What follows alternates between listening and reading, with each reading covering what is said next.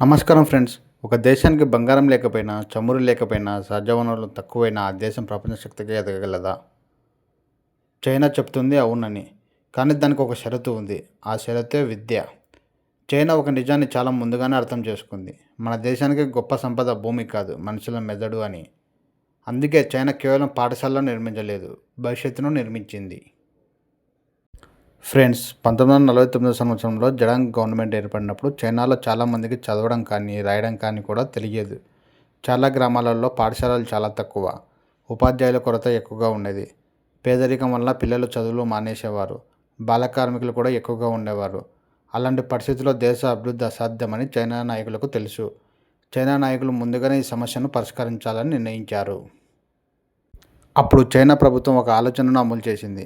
బలమైన సైన్యం కంటే బలమైన విద్య ముఖ్యమైనదని. ఎందుకంటే ఇంజనీర్లను విద్య తయారు చేస్తుంది, శాస్త్రవేత్తలను కూడా ఎడ్యుకేషనే తయారు చేస్తుంది, వైద్యులను కూడా ఎడ్యుకేషనే తయారు చేస్తుంది, బిజినెస్ మ్యాన్ కూడా ఎడ్యుకేషనే తయారు చేస్తుంది. ఎడ్యుకేషన్ లేకుండా దేశ అభివృద్ధి సాధ్యం కాదు. ఆ టైంలో చైనాలో దేశవ్యాప్తంగా పెద్ద ఎత్తున అక్షరాస్యత ఉద్యమాలు నిర్వహించారు. వేలాది వయోజనులు కూడా చదవడం రాయడం కూడా నేర్పించారు.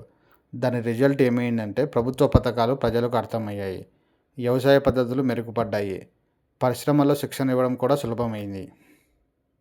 ఫ్రెండ్స్, చైనా ప్రభుత్వం అప్పట్లో ఒక లక్ష్యం పెట్టుకుంది. ఏ పిల్లవాడు కూడా చదువుకు దూరం కాకూడదని. అందుకోసం ప్రతి విలేజ్లో పాఠశాలలు, ప్రతి స్కూలుకు ఉపాధ్యాయుల నియామకం, పాఠ్య పుస్తకాలు, విద్యార్థులకు మద్దతు వేగంగా విస్తరించాయి. చైనాలో అత్యంత ముఖ్యమైన పరీక్షల్లో ఒకటి గ్యాకో. ఈ ఎగ్జామ్ ద్వారా లక్షలాది విద్యార్థులు యూనివర్సిటీలలో ఎంట్రన్స్ పొందుతారు. ఇది కఠినమైన పరీక్ష అయినప్పటికీ చాలా కుటుంబాలు దీనిని జీవితాన్ని మార్చే అవకాశంగా చూస్తాయి. ఈ విధానం కష్టపడి చదివే సంస్కృతిని పెంచింది. 1990లలో చైనా ఒక ప్రశ్న వేసుకుంది. ప్రపంచ ఫ్యాక్టరీగా మారాలంటే మనకు ఎలాంటి విద్యార్థులు కావాలి అని. అప్పుడు వాళ్ళకు mechanical engineers, electrical engineers, civil engineers, computer engineers, industrial engineers కావాలని నిర్ణయించారు. అందుకే స్టెమ్ విద్యలపై ఎక్కువగా ఫోకస్ పెట్టారు. చైనాలో చదువు పూర్తయిన తర్వాతనే ఉద్యోగం వెతకడం కాదు, విశ్వవిద్యాలయాలే పరిశ్రమలతో కలిసి పనిచేస్తారు. ఇదే చైనా విజయంలోని పెద్ద రహస్యము. విద్యార్థులు ఇంటర్న్షిప్లు, పరిశోధన, ప్రాక్టికల్ శిక్షణ ద్వారా నేరుగా పరిశ్రమలకు సిద్ధమవుతారు. చైనా ప్రతి సంవత్సరం యూనివర్సిటీలో కానీ పరిశోధన కేంద్రాలపై భారీగా పెట్టుబడులు పెట్టింది. దీని ఫలితంగా ఏఐ, రోబోటిక్స్, సెమీకండక్టర్స్, బయోటెక్నాలజీ, అంతరిక్ష పరిశోధన వేగంగా అభివృద్ధి చెందాయి. చైనాలో విద్య వల్ల పరిశ్రమలు పెరిగాయి, ఉద్యోగాలు పెరిగాయి, ఇన్నోవేషన్స్ పెరిగాయి, విదేశీ పెట్టుబడులు వచ్చాయి, ఎగుమతులు పెరిగాయి. ఇదే చైనా ఆర్థిక అభివృద్ధికి బలమైన పునాది అయింది.